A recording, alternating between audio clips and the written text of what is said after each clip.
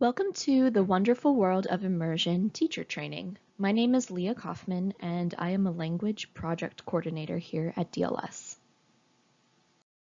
Here is a look at today's agenda. Why are we even talking about immersion? It's because we want you to feel confident and creative with cultivating an immersive environment in your classroom. We want to make sure that you are aware of the tools and resources that DLS has available for you to do that, so we're going to talk about these things today. Immersion activities are extremely important for DLS students because these students may not have had the exposure or experience of actually going to the target region that they are studying. So as teachers, one of our responsibilities is to make the target region come alive to the students. Now, immersion can be defined in several ways, from living overseas to bilingual education, etc. In general, as some researchers have described, it carries the definition of being immersed in or completely surrounded by the target language with an attempt to make you feel like you were actually within the task environment. So connecting tasks to the target language and culture.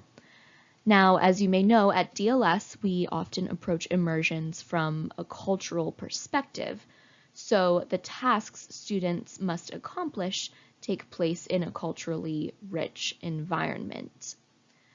As we'll discuss today, immersions, this word, it's used in reference to different scales of activities. So immersions could be large scale, like an in-person event with many people, to a mid-scale event, like a virtual reality class, to a small scale event, like an immersive activity in a language classroom.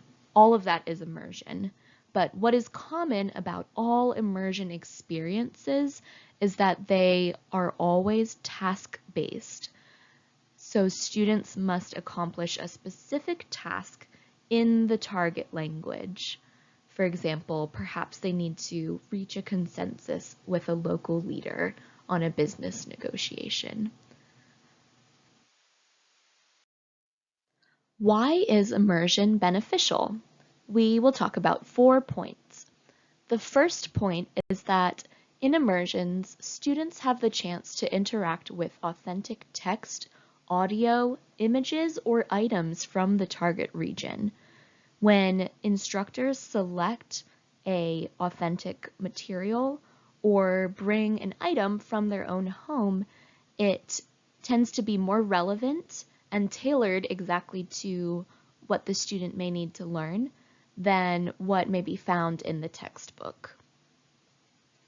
The second point is that immersion makes students feel like they are actually doing something with their language skills, not just absorbing language, but because immersion needs to be task-based, like we mentioned, there's actually an assignment for the students to do in the immersion, and therefore they are the ones producing language. So it feels very productive for them. The third point is that immersion helps with various learning styles. So if a student is visually looking at an image, that helps for visual learners. If the student is holding a cultural item, that's a tactile component. And this is a way that students with kinesthetic learning styles can also be included in the learning process. Lastly, immersion connects to work needs.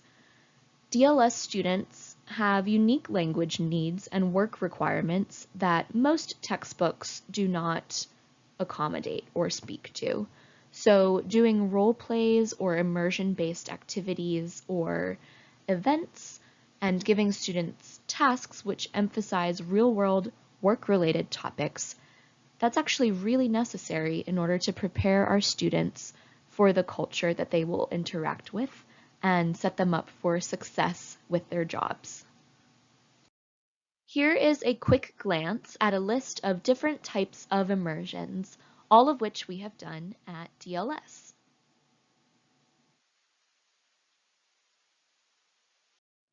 Some of you may have participated in an in-person or online DLS immersion. We would consider this a large-scale immersion event. Here you can see a picture of two of our Italian teachers who are role players in an online Italian immersion. The location here that they're role playing in is the airport. So one teacher is a shop owner while the other is a ticketing agent. And we created the immersive environment through Zoom backgrounds and costumes and clothings from teachers. And that's something that you as instructors could also do in the classroom just by switching your Zoom background or bringing a prop or putting on a hat. All of these can make it a more immersive environment for students and help them remember and interact with the material in a more memorable and meaningful way. So for the online Italian immersion, the interactions were completely in the target language, and the students had specific tasks to accomplish for each of the 7 different role-playing themes. Once the students accomplished the task in one room, they moved on to a different breakout room, which was a different task. And they just moved along like that and had lots of visuals and were able to interact with multiple different teachers and hear the different accents from the various role players. Moving on to mid-scale immersions, as you may know, DLS has a virtual reality program. The program was launched in November 2021, and we have a team of people that are continuing to develop and host VR classes and train instructors on VR so that you can also be introducing VR in your classrooms. And we're continuing to find ways to make it more and more accessible for students.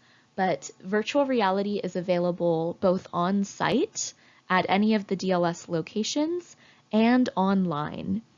So you are welcome to explore the VR modules that we have available. Just go to vr.dlsdc.com to start exploring. And you can click Explore Alone when you get to the website. It will look like this on the screen.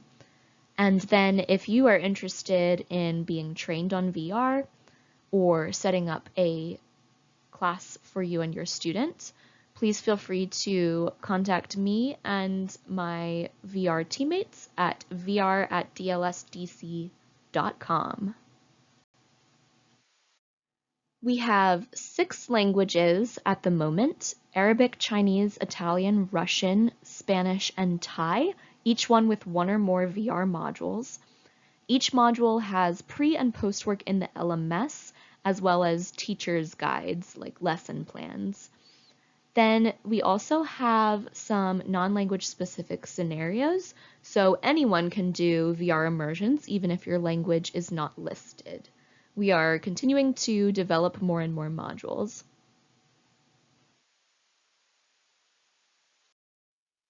DLS VR is a robust program, and in VR, students use avatars, which you can see what avatars look like in the bottom left of the screen.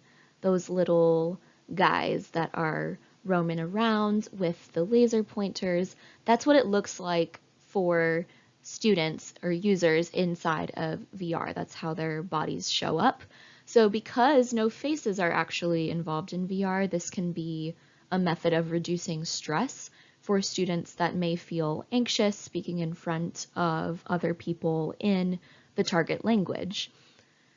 VR at DLS is led by instructors, which has many benefits because you know what your students' skills are and how to challenge them and how to connect VR components to the textbook.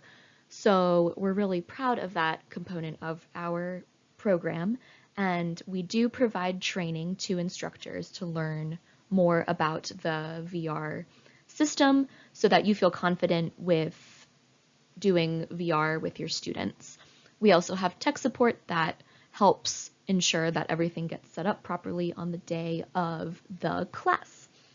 Now, VR can actually be a great way for students to interact with the target culture in a new way because they're seeing so many images and items that they may not encounter in a textbook, and this can lead to new conversations and new understanding of the culture or the language.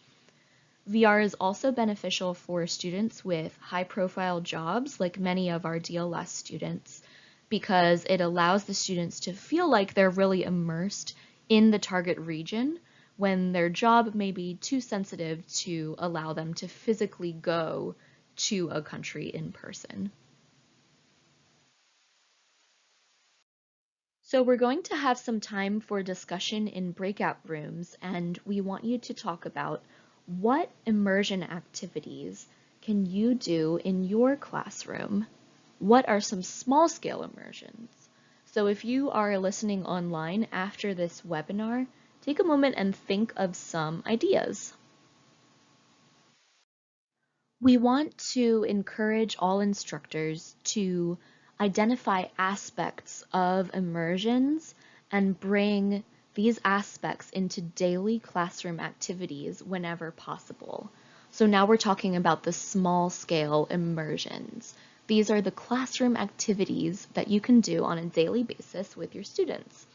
So I'm going to offer 5 suggestions for best practices with bringing immersion activities into your DLS class. The first is to align skills with ILR can-do statements. So when you are providing a task to a student to do, make sure that it connects with the skills or objectives that they are supposed to be reaching at their ILR level. So you are able to refer to your course syllabus to see a list of ILR level can-do statements, or if you don't have access to this, please reach out to your language training supervisor and they will be able to provide you with this. Feel free to pause these slides to take a look in more detail at the example. The second suggestion for bringing immersion into your class is to keep it simple. It does not have to be a complicated activity to be immersive. You can bring in a website or an image and connect it with a specific task that the student does, that the student produces, then it's measurable and there's a clear goal and this makes it immersive.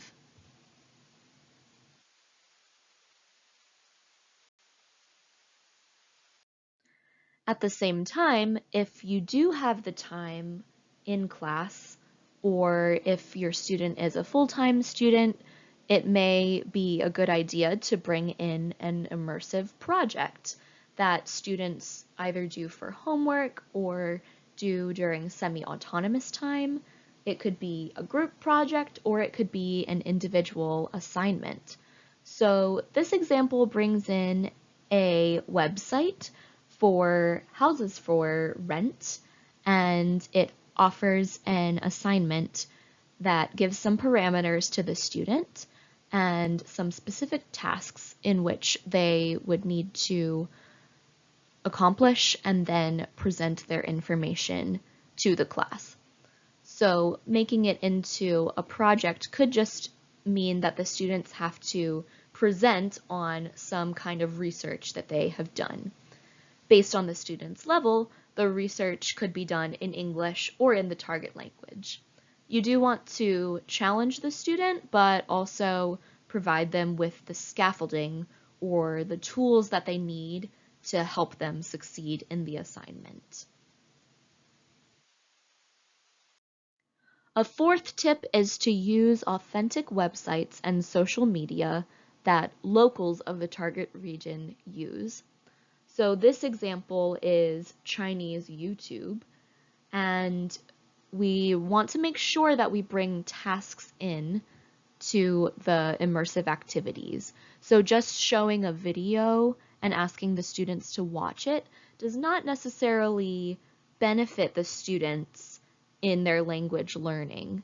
We want to make sure that the students are assigned a task prior to and after the video or connected to the task.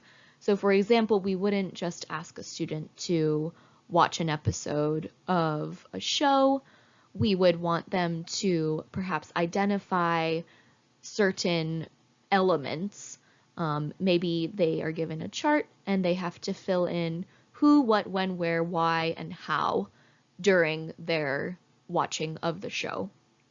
Or at the end of the show, maybe they have to predict what happens in the next episode, things like that to work on future tense. So always make sure that you're connecting a task to the activity that the students are required to do. The last tip is to bring in items from home. This is what really makes the immersion feel like an immersion, when students can touch or see an item in real life that they may not be able to see or interact with in a textbook. So this is an example of a Chinese lycée packet, which is given at Chinese New Year, and this could be associated with a role play activity, and the students could practice giving Chinese New Year well wishes as family members may during Chinese New Year. So let's revisit this question. Why do we do immersions at DLS? It's because, number one, it provides an environment for more authentic and realistic communication, more meaningful communication to happen based on tasks that students may be doing in the real world. And number two, it provides the time and opportunity for students to discover and interact with cultural aspects of the target region. And when students are interacting with the target culture and having meaningful speaking or reading or any skill assignments in the immersion setting, this gives students better context for the language and country that they'll be interacting with. And that just sets them up for success with their jobs. And this brings us back to the purpose of DLS, which is to make the world better when we understand each other. So every chance that we can give the student to engage with the target culture in a meaningful way using their new language skills is enabling them to better understand the target region and target people, which will allow them to be more successful at their jobs. And this is why we do immersions. Take a moment and write down one practical tip or action item you will plan to include in your class within the next week. How will you include an immersive activity in your class within the next week? Thank you so much for listening to this presentation. My contact information is listed on the slide, and I would love to hear from you. Thank you again, and best wishes with incorporating immersive activities into your DLS classrooms.